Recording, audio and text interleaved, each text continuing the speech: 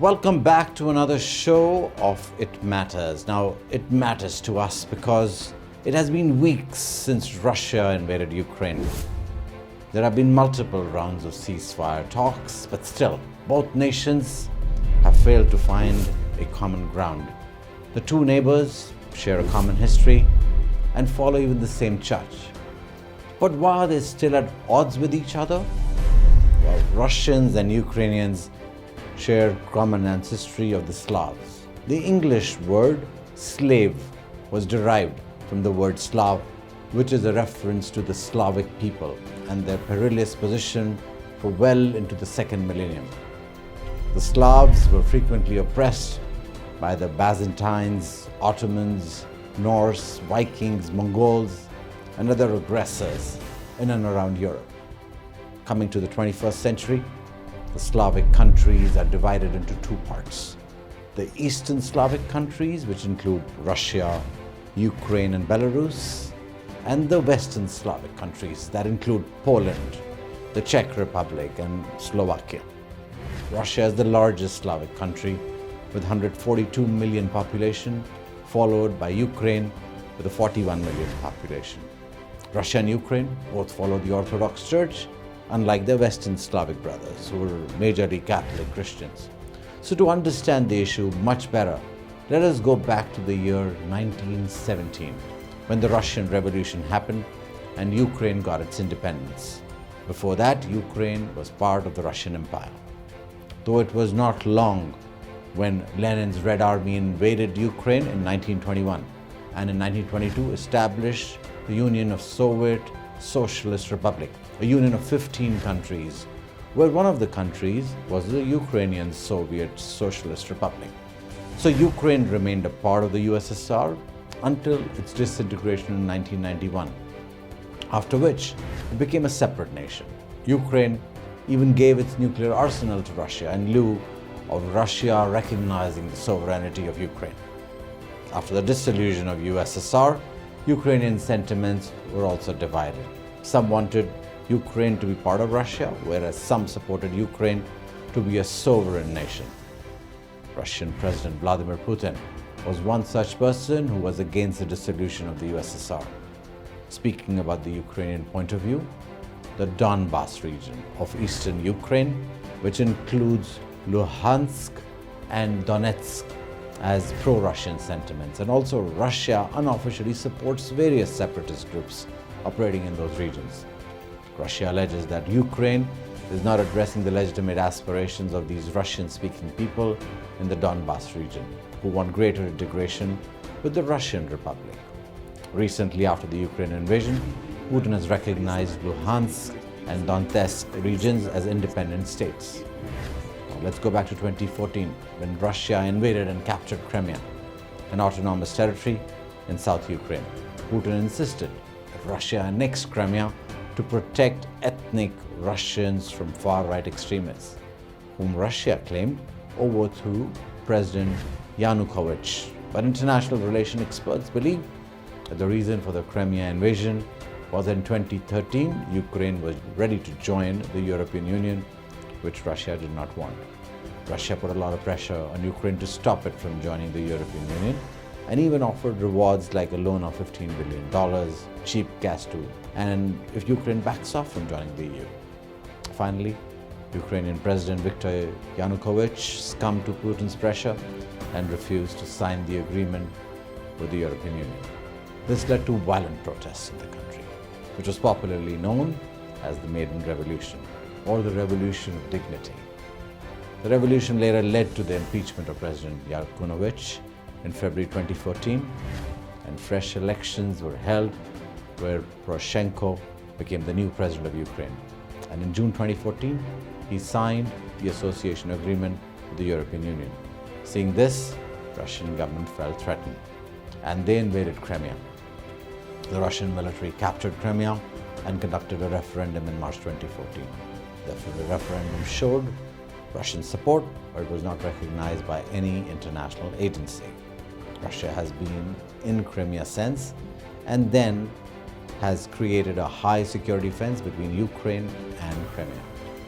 The military takeover worldwide condemnation to Russia. Since 24th February, around 4.4 million people have been forcibly displaced in Ukraine, including 2.5 million refugees who have fled to other countries as reported by the UN High Commissioner for Refugees.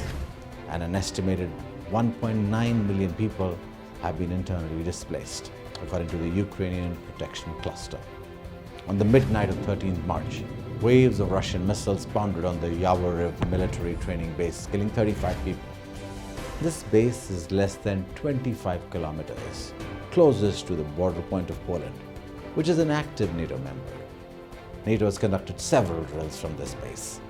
The United Nations claims that at least 596 civilians, including 43 children, had died since Russia's invasion. Another 1,067 civilians, including 57 children, had been injured in the conflict. But UN monitors emphasize that they only report casualties that they have confirmed, and that the actual toll is almost considerably higher. Russia is on the verge of bankruptcy as a result of its invasion of Ukraine. Interest rates have doubled, the stock market is shut down, and the ruble has plummeted to its lowest point in history. An unprecedented amount of international sanctions, backed by a vast coalition of countries, has compounded the military costs of the war. Russian citizens now unable to spend at stores like IKEA, McDonald's, and Starbucks, and are not allowed to convert any of the money they have into foreign currency. Experts suggest the Russian economy could shrink by 7% next year, instead of the 2% growth that was forecast before the invasion. Others say drop could be as much as 15%. Basically, it seems that Russia is concerned about the growing Western influence on Ukraine. Vladimir Putin alleges that NATO expansion is the main cause for this escalation. He deems it as a Western attempt to circumscribe Russia. Ambitious Russia is becoming more assertive towards its geopolitical interests and deems Eurasia as its legitimate sphere of influence pertaining to the Soviets' legacy, and is wary of growing Western influence in this region. As such, it also asserts that the trans-Slavic Brotherhood, geopolitically, Ukraine is also important for Russia for securing its interests in the Black Sea. On the other hand, NATO sees Ukraine as a buffer state between Russia and NATO countries. So this enhances the geopolitical significance of Ukraine for NATO too.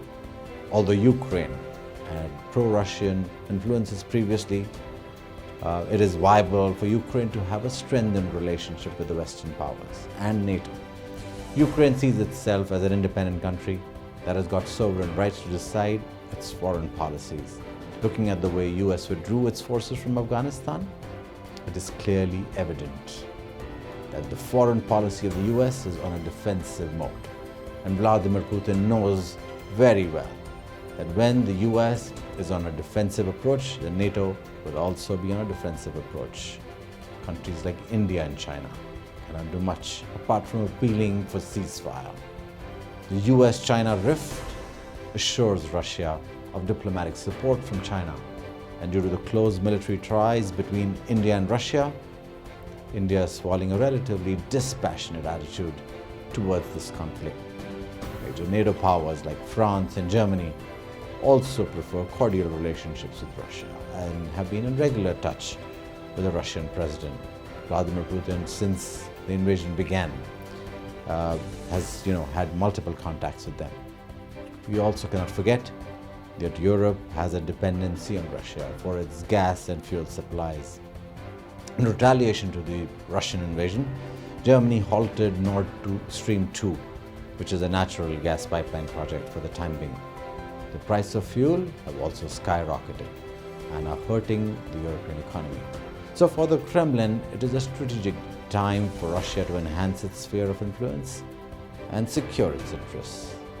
For the Europeans, it's a tight walk between NATO and Russia.